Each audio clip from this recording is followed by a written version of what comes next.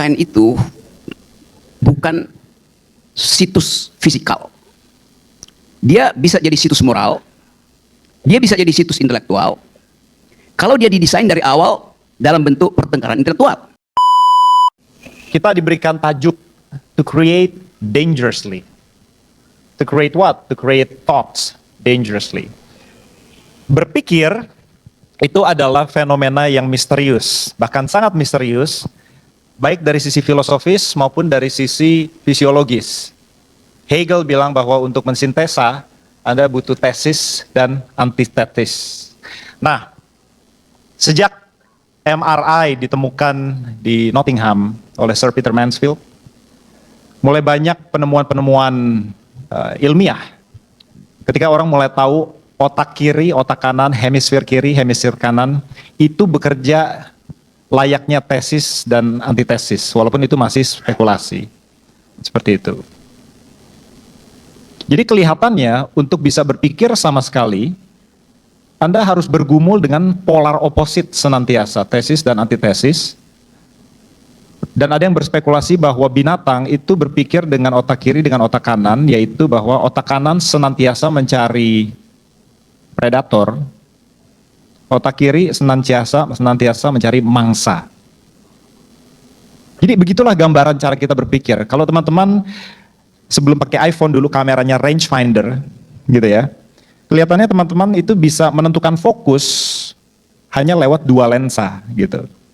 Nah begitulah caranya kelihatannya kita bernavigasi di dalam dunia ini yang penuh dengan polusi pikiran, tanpa menjadi gila. Yang pasti saya dan Pak Rocky tentu tidak akan mencekoki dengan buah pikiran yang sudah matang. Karena saya mau untuk teman-teman terutama yang sudah bersusah payah datang kemari, datang ikut dalam kreasi sintesis tersebut. Jadi yang pasti tidak akan terjadi adalah selama 60 menit dua bapak-bapak saling setuju sama satu sama lain. Gitu. Oke, jadi saya bagi diskusi ini Pak Rocky dalam 3 babak. Saya mau Tadi apa? Nggak setuju. Kalau nggak setuju saya tebang. Iya nih, saya pura-pura tidak setuju. Jadi saya akan sedikit berantitesa, dicampur dengan miskarakterisasi dan mungkin sedikit demagog gitu. Nah, jadi begini Pak, menurut saya Pak Rocky itu mengejawantakan sebuah arketipal atau unconscious kolektif, seorang jester. Seorang jester itu selalu hadir dalam sejarah di mana raja-raja itu selalu ada jester di dalam court, gitu ya. Hanya seorang jester inilah yang bisa bilang bahwa rajanya telanjang. Hanya seorang jester inilah yang bisa bilang kebenaran tanpa takut dibunuh raja. Karena kalau dia dibunuh rajanya pasti nggak populer. Jadi pada waktu Raja Prancis perang dengan Raja Inggris, kapal-kapal dari Prancis itu tenggelam semua. Nggak ada satupun yang berani bilang ke Raja Prancis kalau kapal kita tenggelam. Cuma si jester, si joker ini dia bilang bahwa ya itu karena tentara-tentara Inggris nggak ada yang bisa berenang. Gitu. Akhirnya bisa dihasilkan. Tapi pada malam hari ini saya ingin agar Pak Rocky bukan sebagai jester tapi sebagai sage, sebagai intelektual yang saya sangat hormati. Nah, antitesa saya adalah seperti ini Pak Rocky. Logika, reason yang Pak Rocky sangat junjung tinggi, itu adalah privilege kaum intelektual.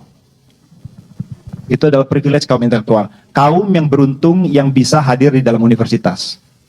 Sebagian besar masyarakat tidak mendasarkan tindakannya kepada logika dan reason.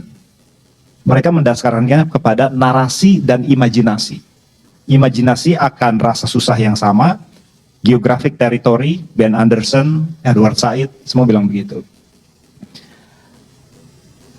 Jadi, sebagai seorang intelektual, saya mengharapkan lebih dari Pak Rocky. Bahwa 0% presidential threshold, itu bukan narasi. Layaknya Indonesia negara besar, itu bukan narasi. Indonesia kiblat panjat tebing dunia, itu narasi. Seperti itu. Nah, apa narasi yang Pak Rocky tawarkan yang bisa menjadi landasan tindakan Indonesia, sebuah cerita yang kalau dipercaya orang Indonesia tahu dia ke depan akan hadir di mana? Akan apa? Akan berakhir di mana? Akan hadir di mana? Indonesia Iya. akan berakhir di IKN. Oke. Serius saya terangkan itu. Oke, sebentar saya potong sedikit sebentar. Oke. Itu narasi loh, Pak. Itu narasi bahwa untuk lepas dari kolonialisme kita harus pindah. Itu narasi. Maksud saya begini, Pak. Kalau itu dihilangkan, narasi lain akan timbul di situ. Ya. Oke, saya lanjut. Kenapa itu harus dinarasikan? Karena IKN itu bukan situs fisikal. Dia bisa jadi situs moral, dia bisa jadi situs intelektual, kalau dia didesain dari awal dalam bentuk pertengkaran intelektual. Jadi sebagai simbol, IKN itu memperlihatkan demagogi dari seseorang. Karena dia melanggar semua persyaratan untuk menghasilkan yang kita sebut sebagai situs intelektual. Kita ingin lihat kota itu sebagai intellectual city itu. Tetapi desain di belakang itu adalah feodalisme. Keinginan untuk memamerkan sesuatu. Dalam narasi itu saya kasih kritik sebetulnya. Jadi Indonesia dihidupkan oleh perkelahian naratif. Harusnya begitu. Negeri ini dilahirkan melalui perkelahian naratif. Tapi tiba-tiba ada seseorang mengklaim bahwa narasi itu tidak diperlukan. Karena kita ingin cepat-cepat melihat hasilnya. Narasi memerlukan investasi logika, investasi etik yang lama. Nah, sang raja tidak sabar untuk menunggu investasi itu. Maka dia simbolkan bahwa seluruh ambisi dia itu harus berwujud pada IKN. Itu dasarnya. Kalau bukan Ini kecelakaan argumentasi ya, karena saya terpaksa mesti cari keterangan karena saya sudah ucapkan satirenya tuh.